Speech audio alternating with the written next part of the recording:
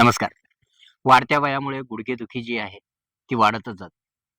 जर तुम्हाला गुडघेदुखीचा त्रास आहे आणि तुमचं वय 40 पेक्षा जास्त आहे, 50 पेक्षा जास्त आहे, तुमच्या शरीराची जास्त हालचाल या ठिकाणी तुम्ही करू शकत नाही आणि तरीही ही गुडघेदुखी जी आहे तुम्हाला कमी करायची आहे. तुमच्या गुडघ्यांना आराम द्यायचा असेल, तर आजची जी एक्सरसाइज आहे, आजचा जो व्यायाम आहे, खास तुमच्यासाठी आहे. जी काही योगासने आज आपण या ठिकाणी बघणार आहोत, ती सारी योगासने जर तुम्ही रेग्युलर अभ्यास केला, रोज प्रॅक्टिस केली, तर या ठिकाणी गुडघेदुखी जी आहे तुमची कमी होऊ शकते. तुमचं वय 50 पेक्षा जास्त असो वा 40 पेक्षा जास्त असो. ठीक आहे. तर आजचा जे व्यायाम आहे किंवा योगासने आहेत, ती कोणकोणती आहेत आणि कशाप्रकारे केली जाऊ शकतात, याची सर्व माहिती या ठिकाणी आपण बघणार आहोत. तर सगळ्यात अगोदर म्हणजे तुम्हाला पाय सरळ करून या ठिकाणी बसायचं आहे.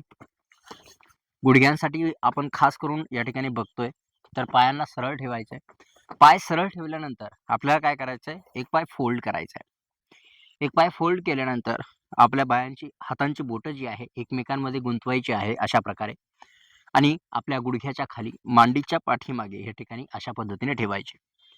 त्यानंतर ताठ बसण्याचा प्रयत्न करायचा आहे. पाय उचलायचा आहे.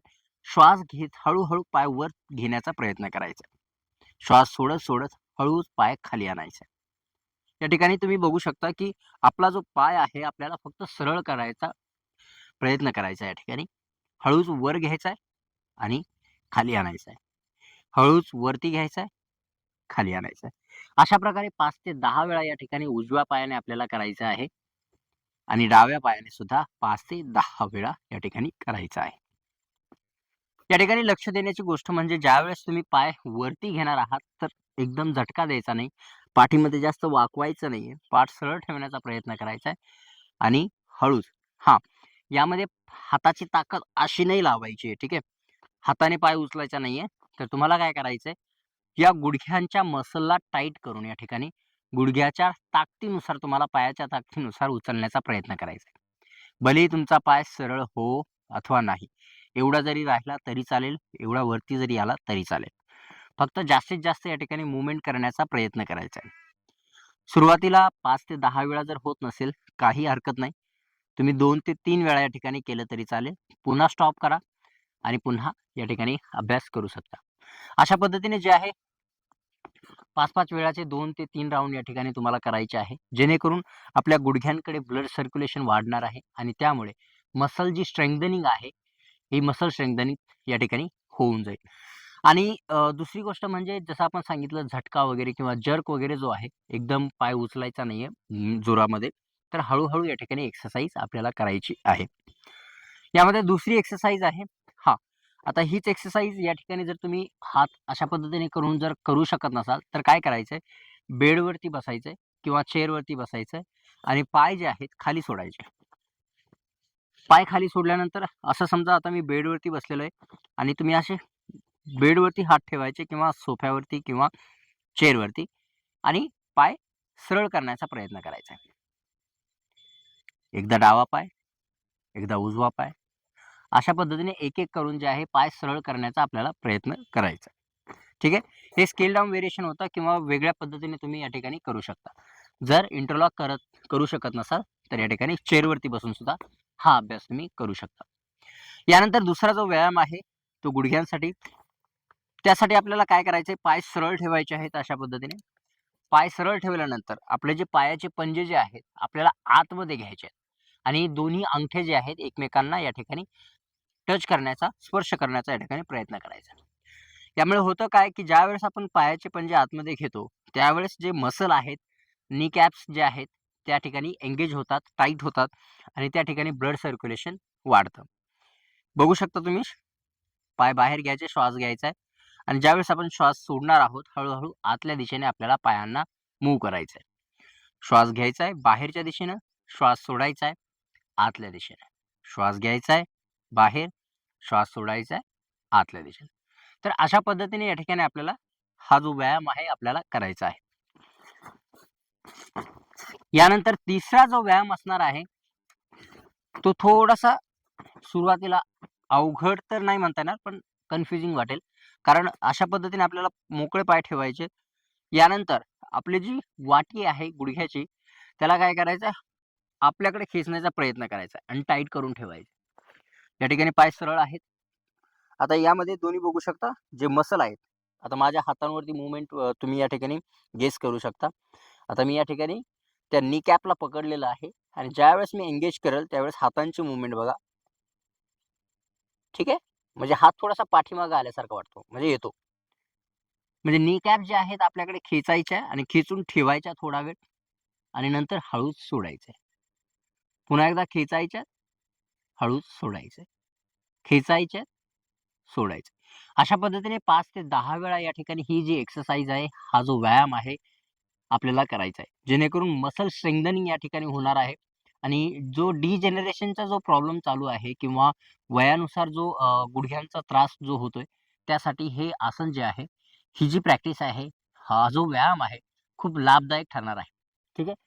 तर अशा पद्धतीने आणि त्यानंतर या ठिकाणी आपल्याला ज्यावेळेस तुम्ही दुसरा व्यायाम करायला लागताल, त्यावेळेस या ठिकाणी लक्ष द्यायचंय, की अशा पद्धतीने आपल्याला गुडघ्यावरती हात फिरवायचे.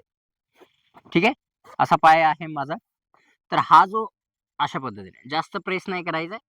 फक्त अशा पद्धतीने मूव्ह करायचे हात. दोन्ही बाजूला धरायचंय, असं पकडायचं आणि फक्त असे हात मूव्ह करायचे. ज्यावेळेस तुम्ही ही जी योगासनं आहेत किंवा ही एक्सरसाइज आहे, ती करण्यापूर्वी या ठिकाणी अशा पद्धतीने तुम्ही करू शकता. ठीक आहे? यानंतर नेक्स्ट आसन आहे अर्ध बटरफ्लाय. हा बटरफ्लाय जे आहे ते करणार आहोत. यासाठी आपल्याला काय करायचं आहे, हा जो अँकल आहे, आपला घोटा जो आहे, आपल्याकडे घेण्याचा प्रयत्न करायचा जेवढा शक्य होईल तेवढा. त्यानंतर हळूच पाय खाली प्रेस करायचा आहे आणि नंतर वरती घ्यायचा आहे. श्वास घ्यायचा आहे. श्वास सोडायचा आहे. तर हा जो गुडघा आहे, या ठिकाणी आपल्याला वरती घ्यायचा आहे आणि खाली प्रेस करायचा जेवढा होईल तेवढा. जर पाय जास्त आपला फूट जो आहे, तळवा जो आहे, जास्त क्लोज नाही आला तरी चालेल. थोडा पुढे असला तरी चालेल. अशा पद्धतीने. ठीक आहे? तर अशा पद्धतीने जे आहे आपल्याला दोन्ही साइडनं करायचं आहे. गुडघा प्रेस करायचा आहे, नंतर वरती उचलायचा आहे. या ठिकाणी गुडघा प्रेस करायचा आहे आणि नंतर वरती उचलायचं. असे 5 ते 10 वेळा या ठिकाणी तुम्ही करू शकता आणि हळू जी प्रॅक्टिस आहे, आपल्याला वाढवायची आहे. यानंतर तुम्ही यासाठी गुडघ्यांसाठी सुद्धा फुल बटरफ्लाय सुद्धा करू शकता. जर पूर्ण पाय जवळ येत नसतील अशा पद्धतीने, तर तुम्ही हाफमध्ये ठेवू शकता. हळूच पाय उचलायचे आणि हळूच खाली ठेवायचे. हळूच उचलायचे, हळूच खाली ठेवायचे. ही जी एक्सरसाइज आहे बटरफ्लाय, ही आपल्याला हळू करायची पूर्ण अशा पद्धतीने नाही करायची. ठीक आहे? तर वरती उचलायचे, खाली सोडायचे. ओके. आता यानंतर जी पुढची एक्सरसाइज असणार आहे, ती म्हणजे काय? त्यामध्ये काय करायचंय, तर आपल्याला ज्याप्रमाणे आपण अगोदर नी एक्सटेन्शनची एक्सरसाइज केली होती अशा पद्धतीने, तर तशाच मधून ही एक्सरसाइज आहे. आपल्याला पाय अशा पद्धतीने पकडायचा पहिल्यासारखाच आणि हा जो अँकल आहे, हा जो पाय आहे, गोल आकार या ठिकाणी आपल्याला बनवायचा आहे. असं समजा तुमच्या अंगठ्यामध्ये आणि पहिल्या बोटामध्ये जे आहे, एक चॉक ठेवलाय, एक पेन ठेवलाय आणि त्याने काय करायचं आपल्याला एक सर्कल बनवायचा आहे. तर ही जी मूव्हमेंट आहे या ठिकाणी बघू शकता तुमच्या नी कॅपला तुमच्या नीचा जो एरिया आहे त्या ठिकाणी ॲक्टिव्हेट करते. त्यानंतर रिव्हर्स आपल्याला 5 वेळा करायचंय. क्लॉकवाईज 5 वेळा, अँटी क्लॉकवाईज 5 वेळा.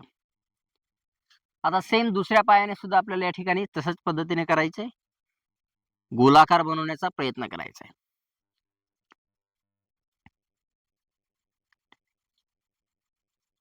आणि रिव्हर्समध्ये सुद्धा या ठिकाणी आपल्याला करायचं आहे. ओके. आता हीच एक्सरसाइज या ठिकाणी तुम्ही सिटिंगमध्ये सुद्धा करू शकता. कसं? तर चेअरमध्ये बसलेला आहात. चेअरमध्ये बसल्यानंतर तुम्ही अशा पद्धतीने पाय खाली बसून या ठिकाणी फिरवायचा आहे. चेअरमध्ये किंवा बेडवरती बसलेले आहात. पाय खाली तुम्ही मोकळे सोडलेले आहात आणि तशा पद्धतीने जे आहे फक्त पाय असा गोल फिरवायचा आहे. रिव्हर्समध्ये सुद्धा आपल्याला या ठिकाणी करायचं आहे. बसण्याच्या स्थितीमध्ये तुम्ही चेअरवरती बसल्यानंतर एक पाय किंवा दोन्ही पाय सोबत अशा पद्धतीने करू शकता. तर अशा पद्धतीने ही काही योगासने आहेत, ही एक्सरसाइज आहे, जी तुमच्या गुडघ्यांसाठी एकदम लाभदायक ठरणार आहे. पण याचा अभ्यास जो आहे कधी करायचा आहे, तर मॉर्निंगला करू शकता, इव्हनिंगला करू शकता. पण एवढं लक्षात ठेवायचं आहे सकाळी-सकाळी आपले जे बोन्स असतात थोडेसे टाईट आपल्याला वाटतात. त्यामुळे एकदम फास्ट मूव्हमेंट करण्याचा प्रयत्न नाही करायचा आहे. हळू-हळू मूव्हमेंट्स आपल्याला शरीराची हालचाल करायची आणि त्यानंतरच जर ॲडव्हान्स वाटत असेल, खूप जास्त स्ट्रेच वाटत असेल, जॉइंट्समध्ये खूप जास्त पेन वाटत असेल, तर या ठिकाणी एक्सरसाइज त्या दिवशी करायची नाहीये. ठीक आहे. तर अशा पद्धतीने पूर्ण एक्सरसाइजचं आपण शेड्यूल दिलेलं आहे, लिस्ट दिलेली आहे. काय करायचं, कशा पद्धतीने द्यायचं. तर अशा प्रकारे हे जे आसनं आहेत, एक्सरसाइज आहे, हे तुम्हाला रेग्युलर करायची. तर आता भेटूया पुढच्या व्हिडिओमध्ये. तोपर्यंत धन्यवाद.